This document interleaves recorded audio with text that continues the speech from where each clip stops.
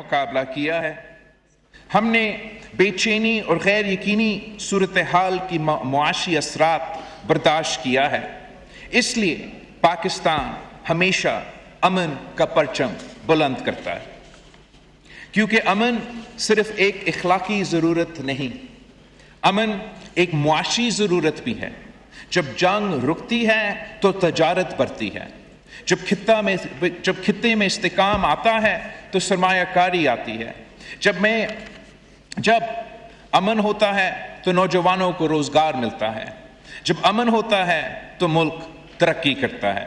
اور جناب اسپیکر، قومیں صرف ہتھیاروں کی طاقت سے عظیم نہیں بنتی، قومیں اس وقت عظیم بنتی ہے جب وہ اپنے عوام کو امید دیتی ہے، نوجوانوں کو موقع دیتی ہے، مزدوروں کو عزت دیتی ہے اور غریبوں کو سہارا دیتی ہے.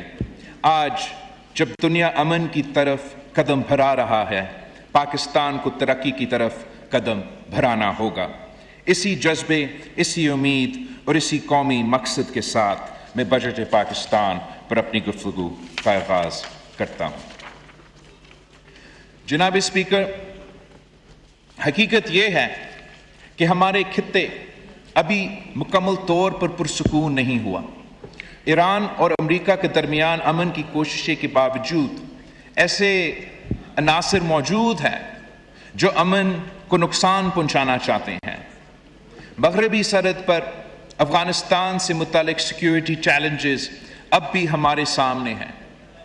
مشرقی سرحد پر بھارت کی طرف سے آپریشن سندور 2 کی دھمکیاں دی جا رہی ہے. انڈس واٹر ٹریٹی کو یک طرفہ طور پر متنازع بنانے کی کوشش کی جا رہی ہے، اور بیرون ملک کی جو قوتیں ہیں وہ دہشت گردی کو سپورٹ کر رہے ہیں اور پاکستان کو نقصان پہنچا رہے ہیں. ایسے حالات میں قوموں کے امتحان ہوتا ہے، اور مجھے یہ کہنے میں فخر محسوس ہوتا ہے کہ پاکستان نے اس چیلنج کی جواب سیاسی اتفاق اور جمہوری رویہ کے ذریعے دیے ہیں. وفاقی حکومت اور صوبائی حکومتوں نے مل کر یہ فیصلہ کیا ہے کہ دفاع اور قومی سلامتی کے متعلق غیر معمولی ضروریات کا بوجھ مشترکہ طور پر اٹھایا جائے گا. سب سے اہم بات یہ ہے کہ یہ فیصلہ کسی ان کانسٹیٹیوشنل طریقہ سے نہیں بلکہ آئین کے دائرے میں رہتے ہوئے کیے گئے ہیں. یہ آئین کی آرٹیکل 164 کے تحت گرانٹس کے ذریعے انجام دیے گئے ہیں. پاکستان کی آئین صوبوں کو اور وفاق کو یہ اختیار دیتے ہیں کہ اگر انہوں نے ایسا کسی ٹاپک پہ خرچ کرنا ہے جو اپنے ڈومین کے اندر نہیں آتا، چاہے وہ وفاق کی ڈومین میں اندر نہ آئے یا صوبائی ڈومین میں اندر نہ آئے، تو ہم اسی آئین کی آرٹیکل کے تحت گرانٹ دے کے صوبے وفاق کو گرانٹ دے سکتے ہیں اور وفاق صوبے کو گرانٹ دے سکتے ہیں. تو اس مشکلات کا مقابلہ کرنے کے لیے جب اس بجٹ سیشن شروع ہونے سے پہلے ہمارے میڈیا کے دوستوں نے کافی افواہیں پھیلائے تھے کہ پتہ نہیں 18ویں ترمیم ختم کیا جائے گا، پتہ نہیں صوبے کے جو مالی وسائل ہے جو ان کے مالی وسائل کو آئینی تحفظ دیا گیا ہے 18ویں ترمیم کے ذریعے اس کو ختم کیا جائے گا. شاید ایک ایسا نیا LSC لے آیا جائے گا جو اس آئین کے دائرے کے سے باہر ہو. یہ بات چلی تھی کہ شاید بے نظیر انکم سپورٹ پروگرام ختم کیا جائے گا، اور عجیب بات ہے جناب اسپیکر، میں کن کا ذکر کروں. مگر میں وزیر اعظم شہباز شریف صاحب کا، وزیر خارجہ نائب وزیر اعظم اسحاق ڈار صاحب کا، وزیر خزانہ کا، وزیر اعظم کے پورا ٹیم کا شکر گزار ہوں، اور پاکستان پیپلز پارٹی کے جو ہمارے طرف سے نمائندے تھے اور حکومت کے ساتھ انگیج تھے کہ ہم نے سیاسی اتفاق رائے سے، ایک پولیٹیکل کنسنسس سے ایک ایسا آئینی اور جمہوری حل نکالا جہاں قوم کی قومی سلامتی کی ضروریات بھی پورا ہو اور صوبے کی کم سے کم شکایت ہو۔ ہم نے حکومت کے ساتھ یہ طے کیا ہے کہ صوبہ سندھ اور باقی صوبے اس قومی دفاع کے لیے ہم اپنا کنٹریبیوشنز دیں گے۔ ساتھ ساتھ وفاقی حکومت نے ہم سے یہ وعدے کیے ہیں کہ جو صوبے کا مالی وسائل NFC 7 کے تحت ان کو ملنا ہے، اس NFC ایوارڈ کو، ان مالی وسائل کو محفوظ رکھا گیا ہے، ان کو کوئی نقصان نہیں پہنچانا جائے گا۔ اور اس کے علاوہ یہ جو اماؤنٹ ہم 2-3 سال کے لیے یہ جو ارینجمنٹ ہوئے ہیں، اس کے علاوہ وفاقی حکومت صوبے سے مزید مدد کسی اور مد میں درخواست نہیں کریں گے۔ تو میں سمجھتا ہوں کہ یہ بہت بڑا کامیابی ہے، اور میں واضح طور پر کہنا چاہتا ہوں کہ صوبوں کا NFC حصہ محفوظ ہے، اور اس فیصلے کے علاوہ صوبائی حکومتوں سے کسی مزید حصے یا قربانی کا مطالبہ نہیں کیا جائے گا۔ جناب اسپیکر، یہ صرف مالی انتظامی نہیں، یہ پاکستان کی سیاست کی کامیابی ہے۔ یہ اس بات کا ثبوت ہے کہ جب قومی مفاد داؤ پر ہو تو جمہوری ادارے، سیاسی جماعتیں اور فیڈریشن کی تمام حصے مل کر فیصلے کر سکتے ہیں۔ آج کی دنیا میں قوموں کی طاقت صرف ان کے ہتھیاروں سے نہیں مانی جاتی ہے۔ قوموں کا اصل طاقت ان کی وحدت، ان کی آئین اور ان کی سیاسی یکجہتی میں ہوتی ہے۔ اور مجھے خوشی ہے کہ اس موقع پر پاکستان نے ایک مرتبہ پھر یہ ثابت کر دیا ہے۔ ہم اسی انداز کے ساتھ، اسی سیاسی اتفاق رائے کے ساتھ مل کے ملک کے سامنے جو تمام مسئلے ہیں، جو تمام خطرے ہیں، میں سمجھتا ہوں انداز میں ان مسئلے کا مقابلہ کرے تو پاکستان ہر مشکل کا نہ صرف سامنا کر سکتا ہے مگر ان کا حل نکالا جا سکتا ہے۔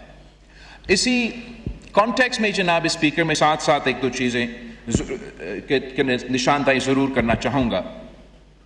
ایک پاکستان میں ایک پریشر کافی دیر سے بنتا آ رہا ہے کہ صوبوں کے پاس 18ویں ترمیم اور NFC ایوارڈ کے بعد ہمارے پاس معاشی فسکل سپیس ہے اور وفاقی حکومت کے پاس نہیں ہے۔ میں ایک تو یہ واضح کہنا چاہوں گا کہ وفاقی حکومت کا معاشی مشکلات ہے، مگر صوبائی حکومتوں کا بھی معاشی مشکلات موجود ہے۔ پختونخوا سے لے کے پنجاب تک، پنجاب سے لے کے بلوچستان اور صوبہ سندھ تک ہمارے معاشی مشکلات ہیں۔ 18ویں ترمیم اور NFC 7 کے تحت آپ نے صوبے کو زیادہ ذمہ داریاں دی ہیں اور وعدہ کیا کہ ان ذمہ داری کو اٹھانے کے لیے مزید وسائل بھی دیا جائے گا۔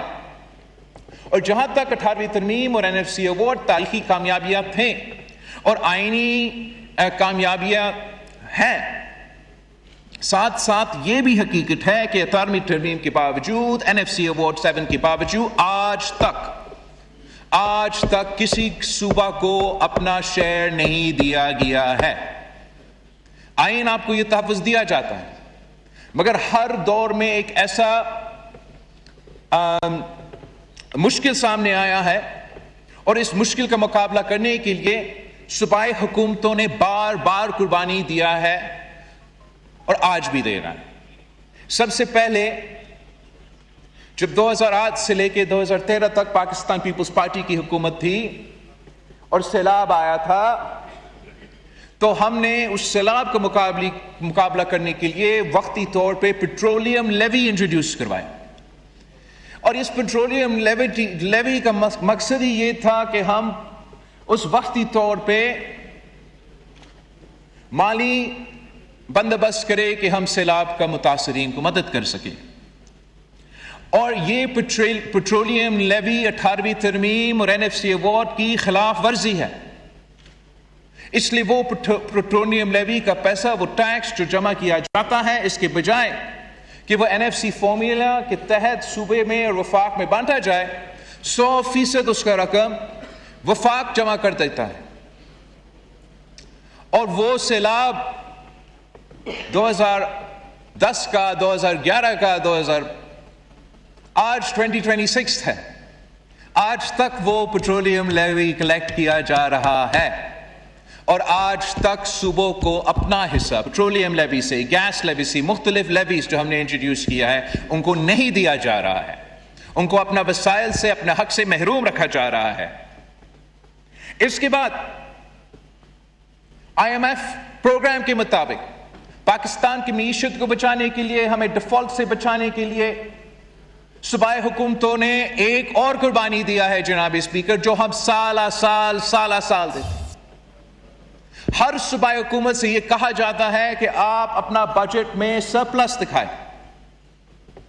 اور اس سرپلس کا مطلب ہے کہ وہ پیسہ تو ہم اپنے عوام پہ خرچ نہیں کر سکتے. ہر سال صوبائی حکومتوں سے یہ کہا جاتا ہے کہ سرپلس دکھائیں. صوبہ پنجاب کا سب سے بڑا کنٹریبیوشن، سب سے بڑا قربانی ہے اس صورت میں، جہاں آئی تھنک پچھلے سال 700 ارب روپیہ سرپلس میں دکھایا گیا، اور اس سال 900 ارب روپیہ سرپلس میں دکھایا گیا. وہ پیسہ ہے جناب اسپیکر جو صوبہ پنجاب کا حق ہے، صوبہ پنجاب کے عوام کے حق ہے، جو ملتان پہ خرچ کیا جا سکتا ہے، جو DJ خان میں خرچ کیا جا سکتا ہے، جو گجر خان میں خرچ کیا جا سکتا ہے. مگر قومی مفاد کے لیے، قومی معاشی مفاد کے لیے، تاکہ آپ اس IMF پروگرام کو پورا کر سکے، ملک کی معیشت کو بچانے کے لیے صوبائی حکومتوں یہ قربانی دے رہے ہیں، صوبے میں رہنے والے عوام یہ قربانی دے رہے ہیں، اور وفاق کو یہ پیسہ دے رہا ہے. صوبہ سندھ کا پچھلے سال تقریباً 300 ارب اور اس سال تقریباً 400 ارب. یہ وہ پیسہ ہے جو اگر سرپلس میں IMF کی صورت میں نہیں ڈالا جا رہا تھا تو پھر یہ لیاری میں خرچ ہوتا، یہ کرنگی میں خرچ ہوتا، یہ لڑکانہ میں خرچ ہوتا، یہ نوابشاہ میں خرچ ہوتا جناب اسپیکر. اسی طریقے سے صوبہ پختونخوا کے اپنے مشکلات ہیں. وہ نہ صرف سرپلس دکھا رہے ہیں، قبائلی علاقے ضم ہوئے ہیں پختونخوا میں، وہ گنا نہیں جاتے. پختونخوا میں جو ان سابق قبائلی علاقے سے ہم نے وعدے کیے کہ ہم ان کو کتنا دہشت گردی کے مقابلے اور فتح کرنے کے بعد جس انداز سے ہم نے وہاں ڈیولپمنٹ کرنا تھا، دونوں صوبائی حکومت اور وفاقی حکومت اس میں ناکام رہے ہیں کہ ہم وہ وعدے پہ پورا اترے. ہم نہ سرپلس کی صورت میں پیسہ مانگ رہے ہیں، وسائل سے طریقے سے دے نہیں رہے ہیں، اور افسوس کے ساتھ جناب اسپیکر اس بجٹ میں ہم ناکام رہے ہیں کہ ہم جو قبائلی علاقوں کو ٹیکس ریلیف دیا جاتا تھا وہ 2026 میں ایکسپائر ہو رہا ہے اور ہم اس کو ایکسٹینڈ نہیں کر سکے.